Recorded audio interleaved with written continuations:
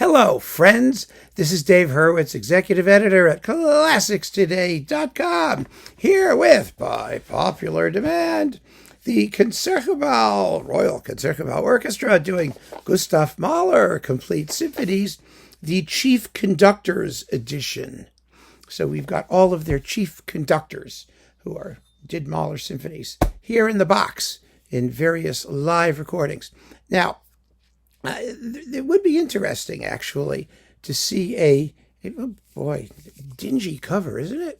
Look at that. It looks very sort of cheap and, I don't know, kind of like ugly. Okay, never mind. You're really good to have like just the greatest Mahler performances by this orchestra. Because what we have is a great Mahler orchestra. I mean, they make all the right sounds. They know the music. They play it magnificently. But they are not always matched in their greatness by the leadership at the podium. So we'll talk about these one at a time. There's some very fine performances in here. Don't get me wrong. So Symphony number 1, and you'll see, it's Chailly. Recorded in Amsterdam on 29 April 1999. It's a very good Mahler first. Chailly always did a good Mahler first. It's a lovely performance. However, aside from these slight imprecisions and audience noises and things always attendant upon live performances here and elsewhere, Chailly recorded a super Mahler 1, and it's not better than his recording for Decca. Now, you may not be able to find his recording for Decca. That's a whole other issue, isn't it? But, I mean, it's just a fact. So, just to have him do it again and issue it again is a little, pointless, maybe? Is that the word? Symphony number 2. Oh, boy. With Daniela Gatti. This is the only Gatti thing on here. This is from September 18th, 2016, another live recording. I think it suffers a little bit from the circumstances of live recording. The sound is a little bit low level and congested, maybe just a touch. And I have to say, the performance itself is somewhat heavy-handed. It seems to be sluggish in spots, in bits of the first movement and bits of the finale, and it has he takes the concluding pages so slowly. I mean, it's like Bernstein on steroids, slowly. And it may not actually be slower than Bernstein. I didn't compare, but it just doesn't have that overwhelming quality. That's the problem. The problem with performances of the Second Symphony is there's an attempt here, in this performance anyway, to be grandiose without letting that overwhelming knock your socks off, pin you to the back wall overwhelmingness. That's what we need in this piece. And it doesn't happen in this performance. It really doesn't. And I was a little bit disappointed for that reason, because the orchestra is really, they're there. They're terrific. The singing is very good. Everyone's on top of the game. Even the organ's well recorded. But I just find Gatti to be a little bit on the stodgy side. I really do. Now, number 3 is very interesting. Number 3 features Edward von Beinum, a live recording from 1957, July 14th, Bastille Day. You should always do Mahler Third on Bastille Day, don't you think? Anyway, it's a very good performance. It's Beinum. It's fresh. It's straightforward. It's colorful. Of course, there's no tam-tam because the orchestra didn't really have one then that sounded like anything, but that's okay. Everybody else is on top of their game. There are some, again, it's live. There are some unsteadinesses. In 1957, the Concertgebouw was not quite the orchestra it later became in the 60s and 70s, especially in the brass department. But they play really well. And actually, the final chorale at the end of the Adagio is really impressive, given the monosonics and all of that stuff. It's really, really good. So that's a collector's item. And more to the point, what's even more important about it, even more important than Beinum, to be honest with you, is the fact that it gives you a sense of what this orchestra sounded like in the 1950s, playing Mahler. There are some other examples of that, of course, but this is, this is such a phantasmagoria of a symphony that it's fun to have. So I was happy to have that. I thought that was okay. Then we've got the classic fourth with Mengelberg and Joe Vincent. I think this is a terrible fourth. I know everybody likes it because Mengelberg played it with Mahler. They did that concert where they did the symphony twice, with each one in the audience. But we have no idea what Mengelberg did when Mahler was around, because Mengelberg was a very, very different conductor in the first decade of the 20th century than he later became, which is what this is. This is what he later became. And what he later became what was the whole date of this sucker? It was 1930 something, 39, pardon me, was incredibly mannered and interventionist, and in a symphony that really demands freshness, innocence, flow, the art that conceals art, the childlike expression of innocence, all of those things. This is a perfumed, mannered, Stokowskian or Mengelbergian. Mengelberg people love it and swear by it and talk about its authenticity and all that stuff. I don't buy it. I don't buy it at all, because we have the evidence of the score right in front of us and what Mengelberg does. Sometimes it's convincing, sometimes it isn't. But and the sound is lousy. So it's always been the case with it. So that's how I feel. Symphony number 5. Okay, this is Chailly again. This is from October 1997. He started his Mahler cycle, if I'm not mistaken, with the 5th. I think he did, with the Concertgebouw. Remember, he'd done the 10th already in Berlin. And the recorded 5th is better than this one. It's very good, this 5th. It really is very good. I mean, they really play it. They've got the symphony, and Chailly does too. I mean, he's not one of those guys who blows it when he gets to the 5th. So that's really, really good, and it's a very good 5th, but it just doesn't have the impact that the Decca recording does. And an A/B comparison, it's just there for all of us to hear. So again, it's another recording where you have to question the necessity. Couldn't they find Chailly doing something else? Well, I guess not, because he recorded all the symphonies with this orchestra, right? I mean, maybe a performance that was notably different than the ones in the box that we've already heard. It's really the same performance. So there's that. Then we've got the 6th with Haitink. I was really looking forward to this because Haitink's 6th happened in the 60s, the early 60s or the mid 60s, when the orchestra was, when he was a much, much less galvanic conductor, and it's a very lightweight performance. His studio version. And so I wanted something that was bigger and heavier and more darker and that was darker, not more darker. That was more dark or darker, and that's what we get.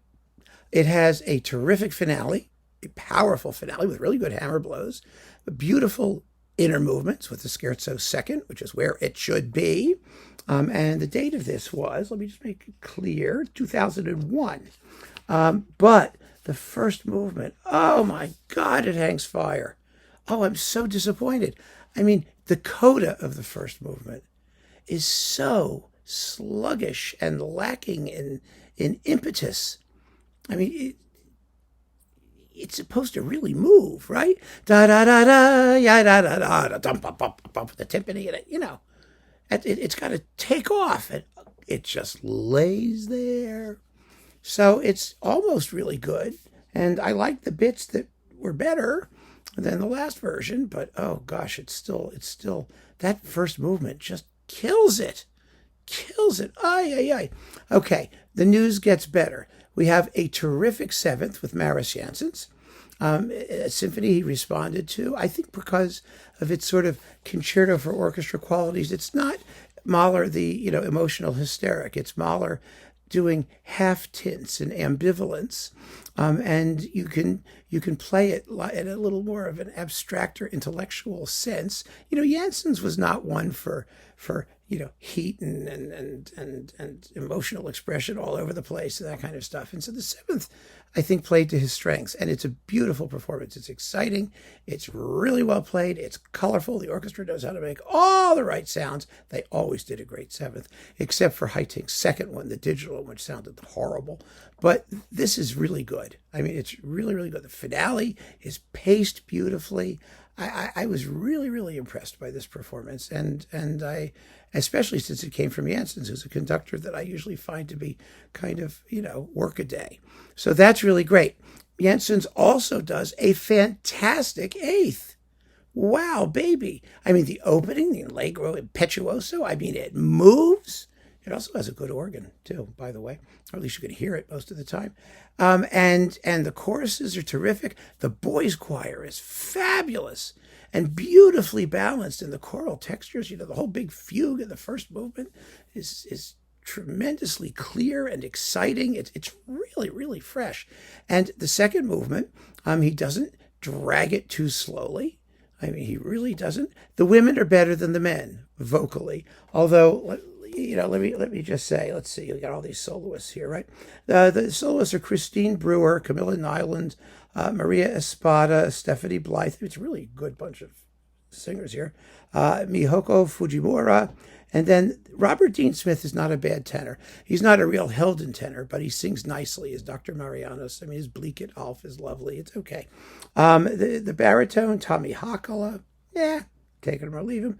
And the bass, Stefan Kochan, or Koson, or something like that. Those are always a problem, those two arias at the beginning of the second part. I mean, the baritone part, not so much, but the bass part, goes on and on and on and on and on. Pater Profundus, he's there down there in the crevice or wherever he is, and you wish he'd get out of his crevice and move it along. But the rest of it really sounds lovely. I mean, the trio of the three incredibly annoying women is not boring, and the ending is fantastic. Oh, it's great with the cymbals and the tam-tam and the offstage brass, and it just sounds marvelous. I was so impressed by this. I really was. I had very few expectations for it, so that's worth hearing. It's really worth hearing. Next, Das Lied von der Erde with Anna Larson, alto, and Robert Dean Smith, again, tenor. The singing is decent. The playing is quite good. It's Haitink, and, it's from 2006. The eighth, was from 2011. And they talk their live recordings, but when they're live recordings on multiple dates, they might as well be studio recordings because they're patched together from multiple performances, right? The whole point of hearing something live is that you get a single live performance, so you get what happens in the moment. Well, if you're patching it together from multiple performances, then you're not getting what happens in the moment. So it might as well be a studio recording, right? That's how I feel. Anyway, this Das Lied is beautifully done. And I enjoyed it, but of course it's not better than Haitink with Janet Baker and James King, which is like the reference recording and is like a total knockout. And okay, that's what happens, right? Symphony number 9, Haitink and the Concertgebouw.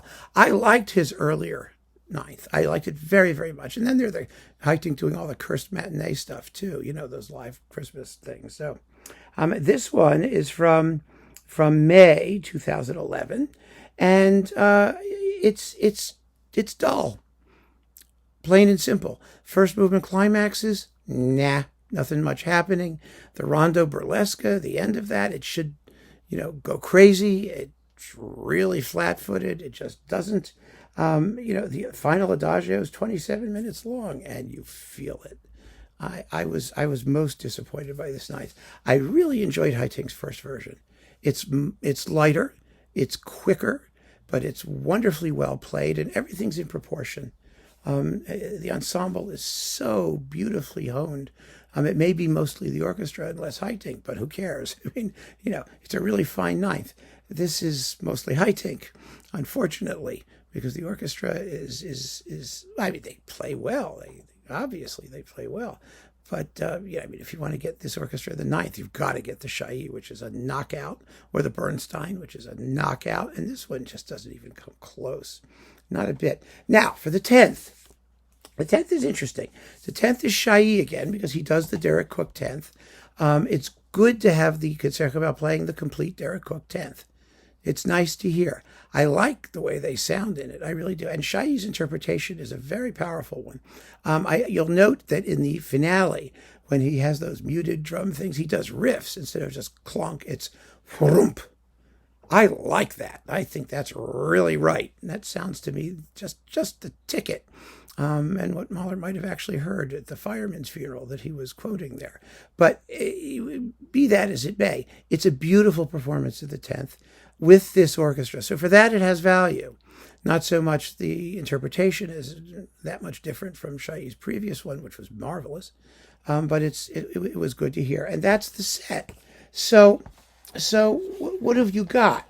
We have a really good first, a dullish second, an interesting, historically interesting third, a fourth that is also historically interesting or loathsome, depending on your opinion, a good fifth, a sixth that's killed by the first movement, very good seventh and eighth, a boring ninth, a good but not great Das Lied von der Erde, and a really good 10th. It's mostly really good. And how could it not be with this orchestra? I mean, they play fabulously. They really understand the style. They know how to make the right sounds. They're not afraid of anything. It's wonderful to hear them play this music. It really is. But oh, how I wish some of these conductors had a little more oomph, a little bit more gusto, a little bit more imagination, a little bit more vision. That's the way it goes. So keep on listening, friends. Thanks for joining me. Take care.